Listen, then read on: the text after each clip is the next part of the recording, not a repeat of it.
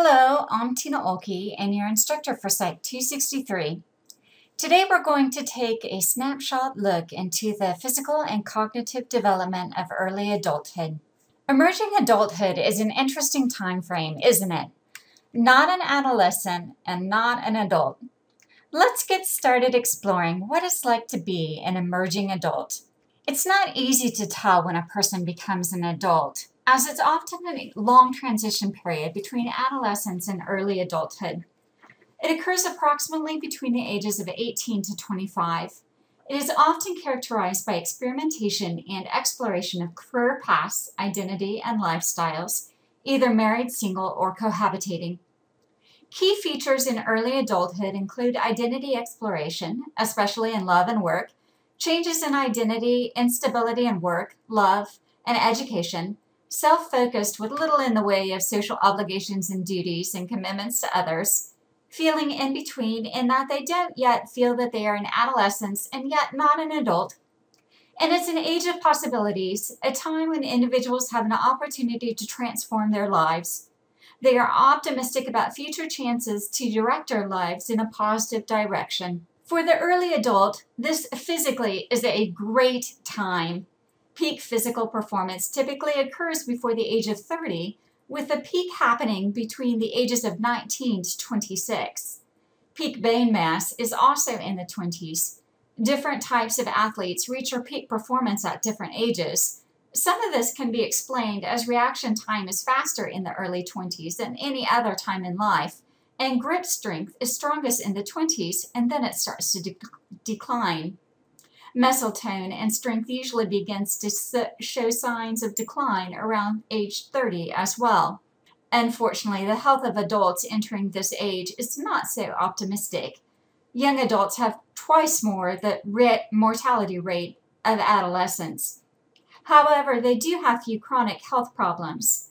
The immune system is most effective during the emerging adult years. However, the chosen lifestyle can undermine it.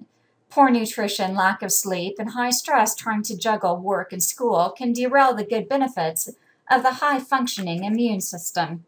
The 20s also holds the highest incidence of a variety of disease, injury, and death due to behaviors, auto accidents, and homicide. Substance abuse also increases.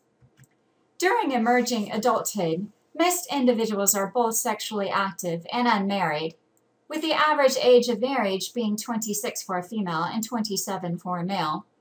At the start of emerging adulthood, which is age 18, slightly more than 60% are sexually active.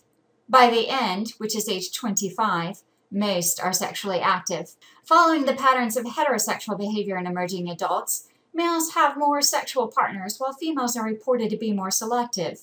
60% have had sexual intercourse with only one individual in the last year. 25% report having sexual intercourse only a couple of times or not at all. Casual sex is more common in emerging adulthood than in young adulthood.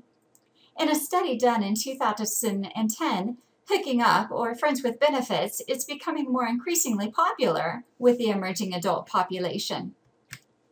If you remember, during adolescence, we were in PHA's formal operational stage. Emerging adults are still in this stage. This is when adolescents and adults have more logical, abstract, and idealistic thinking. Some developmentalists theorize that individuals consolidate their former operational thinking during adulthood.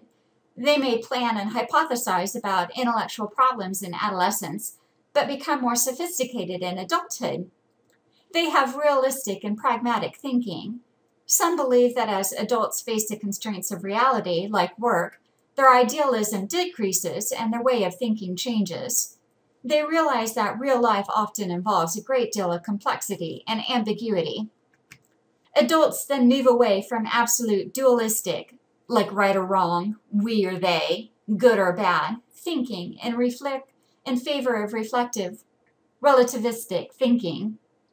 Some key aspects of cognitive development emerging adulthood then can happen, including deciding on a worldview, recognizing that the world is subjective, and understanding that other diverse worldviews should be acknowledged.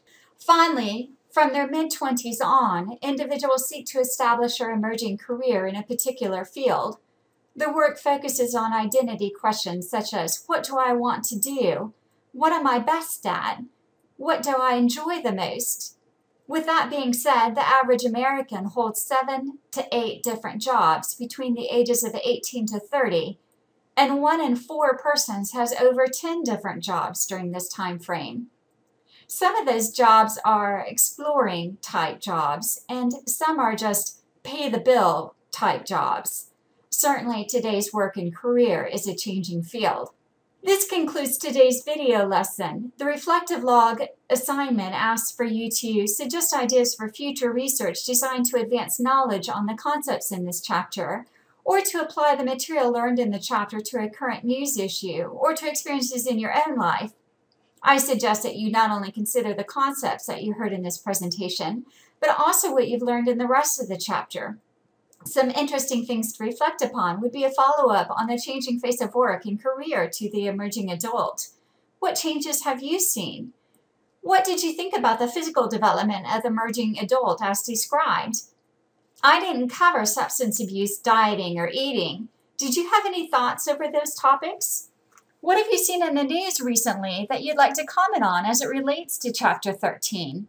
There are a lot of ideas out there from Chapter 13. Have fun, and I can't wait to read your logs.